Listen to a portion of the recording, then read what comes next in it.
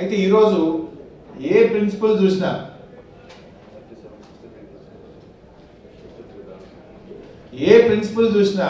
ఉన్న నీళ్లు 46 టీఎంసీ ఉన్న 46 టీఎంసీలను మరి మొత్తం మీకే ఇస్తే తెలంగాణ ఏం కావాలి? నల్లగొండ జిల్లాలో దాదాపు 2 లక్షల ఎకరాలు రైతులు నాట్లు వేసారు తెలంగాణ రైతాంగం. ఆ 2 లక్షల ఎకరాల పంట కాపాడాల్సిన బాధ్యత తెలంగాణ ప్రభుత్వం మీద ఉంది. ఖమ్మం జిల్లాలో ఖరీఫ్ పంట మార్చి నెలాఖరు దాకా ఉంటుంది. ఇంకా మొదటి పంటనే అయిపోలే ఖమ్మం జిల్లాలో. ఆ మొదటి పంటకు మార్చి నెలాఖరు దాకా ఖమ్మం జిల్లాకు రైతాంగానికి నీళ్లు ఇచ్చి పంటను కాపాడాల్సిన బాధ్యత మా మీద ఉంది. మేము చెప్పినాం, సరే తెలంగాణ రైతైనా రైతే, ఆంధ్ర రైతైనా రైతే, మీకు కరెక్ట్గా ఎన్ని నీళ్లు కావాలనో, ఎన్ని రోజుల్లో పంట అయిపోద్దో మీరు ఒక ప్రతిపాదన ఇవ్వండి. మీరు ఇప్పటికే ఎక్కువ వాడుతున్నారు.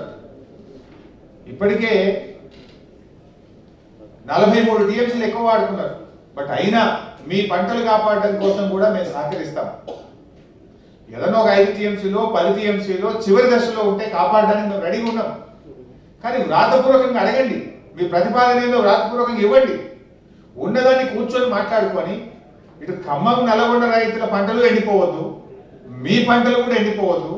కానీ మీరు ఎక్కువ వాడుతున్నారు కనుక వచ్చే ఖరీఫ్లో ఆ నీటి కేటాయింపులను మనం సరి చేసుకునే విధంగా ఆంధ్రప్రదేశ్ ప్రభుత్వం వ్రాతపూర్వకంగా ముందుకు వచ్చినట్టయితే ఆ అడ్జస్ట్మెంట్కు తెలంగాణ ప్రభుత్వం రెడీగా ఉందని చెప్పినప్పుడు మీకు మానవతా దృక్పథం లేదు. తెలంగాణ రైతాంగం పంటలు ఎండిపోయినా మీరు కరెంట్ ఇవ్వలే.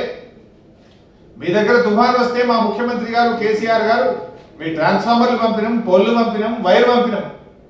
కానీ తెలంగాణ రైతుల పంటలు ఎండిపోతే కూడా మీరు కరెంటు ఉండి కూడా విద్యుత్ ఉత్పాదన ఆపింది తప్ప తెలంగాణ రైతాంగానికి మీరు కరెంట్ ఇవ్వలేదు.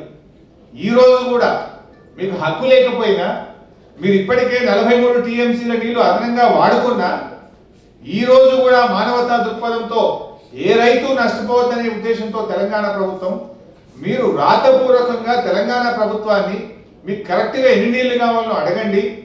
ఉన్న దాంట్లో తెలంగాణ పంటలు ఎండిపోకుండా, ఆంధ్ర పంటలు ఎండిపోకుండా మనం అడ్జస్ట్ చేసుకుందామనే ప్రతిపాదన మేము ఇచ్చాం.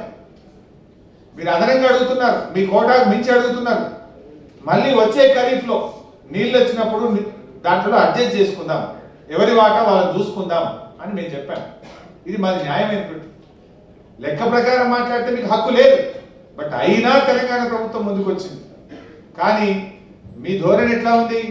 మేము అడగం, మీకు రాతపూర్వకంగా ఇవ్వం, లెక్క చూసుకునేది లేదు, మీ పంటలు ఎండిపోయినా మాకు అవసరం లేదు, మొత్తం నీళ్ళు మాకే ఇవ్వాలనేటువంటి ధోరణి ఆంధ్రప్రదేశ్ ప్రభుత్వం ఈరోజు ప్రదర్శిస్తూ ఉంది.